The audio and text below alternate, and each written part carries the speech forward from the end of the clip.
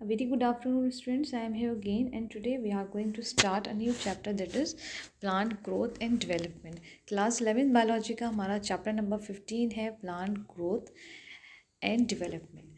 तो इस चैप्टर का कंटेंट देखते हैं. सबसे पहले इस चैप्टर में हमें क्या पढ़ना है और क्या नहीं पढ़ना. तो इस चैप्टर में हमें सबसे पहले जो हमारा है growth and differentiation and development नहीं पढ़ना, डेवलपमेंट ग्रोथ नहीं पढ़ना, डेवलपमेंट नहीं पढ़ना, प्लास्टिसिटी भी नहीं पढ़ना. हमें क्या पढ़ना है, इसमें हमें पढ़ना है प्लांट ग्रोथ रेगुलेटर्स यानी कि PGRS. सिर्फ यही पढ़ना है हमें इस चैप्टर में. इसमें कुछ हमारे हार्मोन्स आएंगे like auxin, gibberellin, cytokinin, ABA and ethylene. ये 5 हार्मोन्स है जो हमें इस चैप्टर में पढ़ना है. तो स्टार्ट करते हैं अपना चैप्टर प्लांट ग्रोथ रेगुलेटर्स से.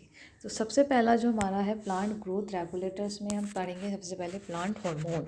कि जैसे कि ह्यूमन के पास में हार्मोन्स होते हैं और हार्मोन्स का क्या होता है, एक टारगेट ऑर्गन होता है. वो उस टारगेट ऑर्गन पे जाकर ही अपना फंक्शन जो है परफॉर्म करते हैं.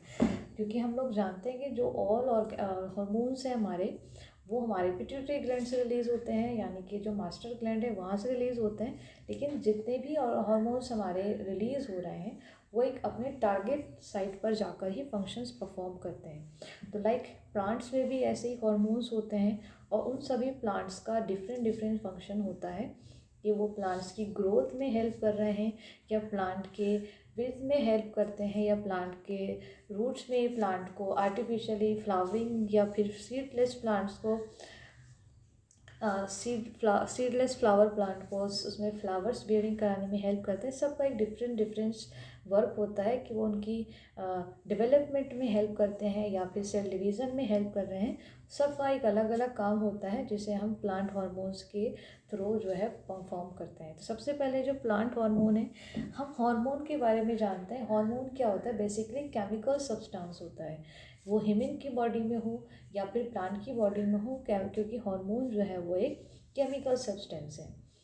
तो plant hormones is a chemical substance other than nutrient produce in plant naturally which may be translocated to another region for regulating one or more physiological when present in low concentration.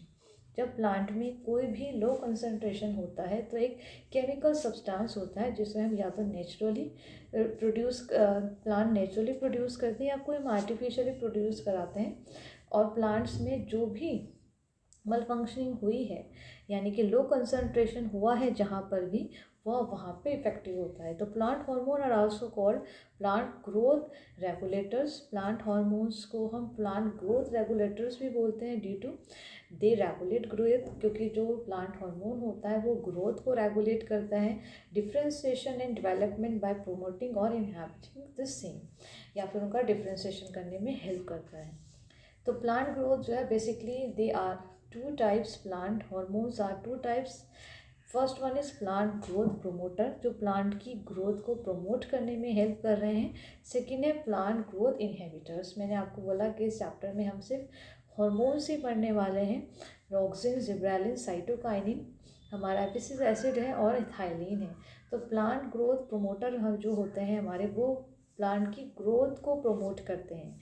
यानी कि they are these hormone which perform growth, जो plant की growth में perform कर रहे हैं, promoting कर रहे हैं एक्टिविटीज़ लाइक.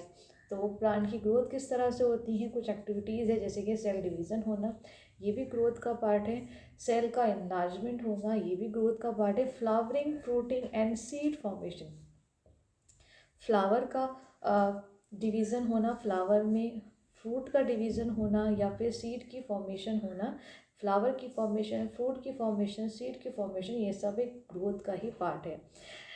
वो कौन से हार्मोन्स है जो इसमें पार्टिसिपेट करते हैं, तो प्लांट ग्रोथ प्रोमोटर्स में हमारे ऑक्सिन आते हैं, जिब्रेलिन्स आते हैं और साइटोकाइनिन्स आते हैं. ये प्लांट को प्रमोट करते हैं for sale division, for sale enlargement, for sale formation, flowering formation, for fruiting formation, for seed formation etcetera. तो प्लांट ग्रोथ प्रोमोटर्स हार्मोन्स हमें याद होने चाहिए. ऑक्सिन, जिब्रेलिन एंड साइटोकाइनिन जो है प्लांट को प्रमोट करते हैं. नेक्स्ट है हमारा सेकेंड प्लांट हार्मोन है हमारा plant growth inhibitors.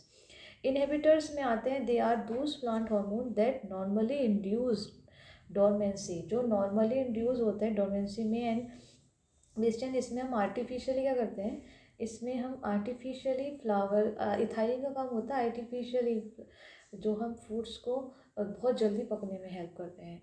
Ethylene is use for food ripening, okay.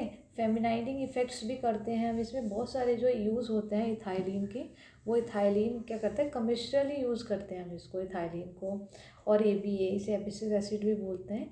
तो कुछ हमारे प्लांट ग्रोथ हार्मोन्स जो हैं वो हमारे ऑक्सिन, जिबरेलिन, साइटोकाइनिन है, और एपिसिसाइटिस और हमारा साइट इथाइलिन। तो ये 5 हार्मोन्स हैं जो हम इस चैप्टर में पढ़ने वाले हैं। तो सबसे पहला जो हार्मोन है वो है हमारा प्लांट ग्रोथ प्रमोटर से ऑक्सिन। तो ऑक्सिन के बारे में पढ़ते हैं कि ऑक्सिन का काम क्या होता है। ऑक्सिन को हम बोलते हैं ग्रोथ। ओके, तो फर्स्ट हार्मोन है हमारा ऑक्सिन। ग्रीक वर्ड में ऑक्सिन का मतलब होता है ग्रो करना। They are weakly acidic growth hormone. ये वीकली एसिडिक ग्रोथ हार्मोन है क्योंकि इसके अंदर हमारे पास में प्रेजेंट होता है acetic acid. Having an unsaturated ring structure and capable of promoting cell elongation, especially of shoots। ये शूट का elongation करने में at the low concentration, जब शूट में लो concentration हो जाता है। शूट सिस्टम हमें मालूम है प्लांट में 2 सिस्टम होते हैं, root system and shoot system. जब प्लांट का शूट सिस्टम में लो कंसंट्रेशन हो जाता है, शूट सिस्टम का मतलब है कि हमारा प्लांट है एक, है ना, यहाँ लीव्स हो रही हैं,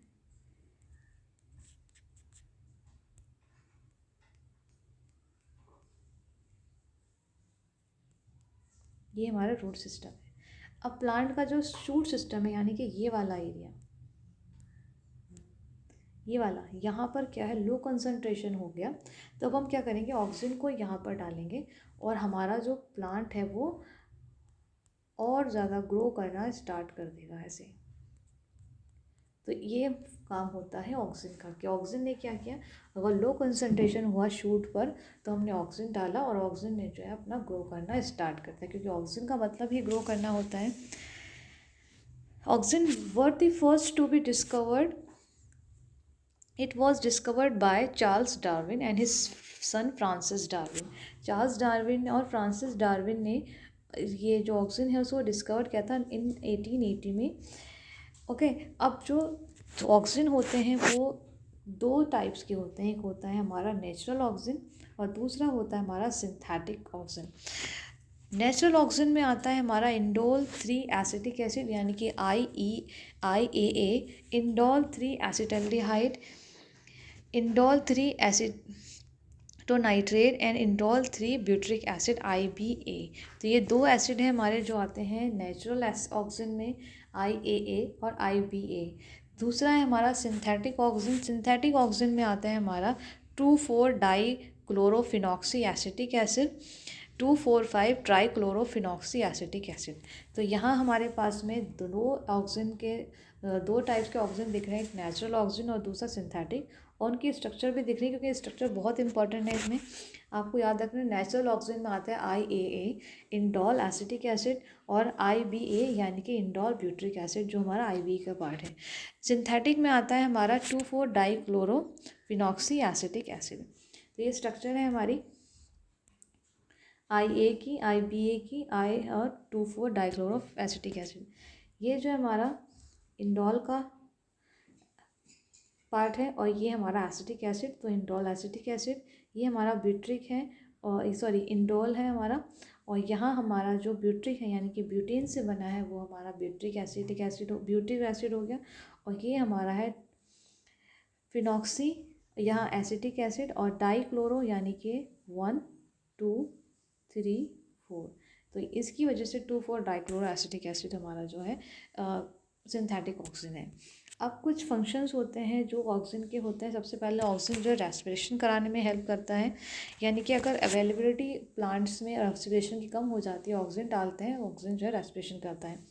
मेटाबॉलिज्म का काम करता है। मेटाबॉलिज्म का मतलब होता है कि कॉम्प्लेक्स कंपाउंड का ब्रेकडाउन होना, ये भी रेस्पिरेशन में भी होता है कि रेस्पिरेशन का मतलब क्या होता है, कॉम्प्लेक्स कंपाउंड जो है वो ब्रेक डाउन हो जाता है और उससे हम एनर्जी को ऑब्टेन करते हैं, दैट इज़ रेस्पिरेशन। मेटाबॉलिज्म में भी क्या होता है, या तो कैटाबॉलिज्म होगा, एनाबॉलिज्म यानी कि कॉम्प्लेक्स से स्मॉल बनेगा, स्मॉल से कॉम्प्लेक्स बनेगा, यानी कि डिवीज़न होगा इसमें भी कंपाउंड का।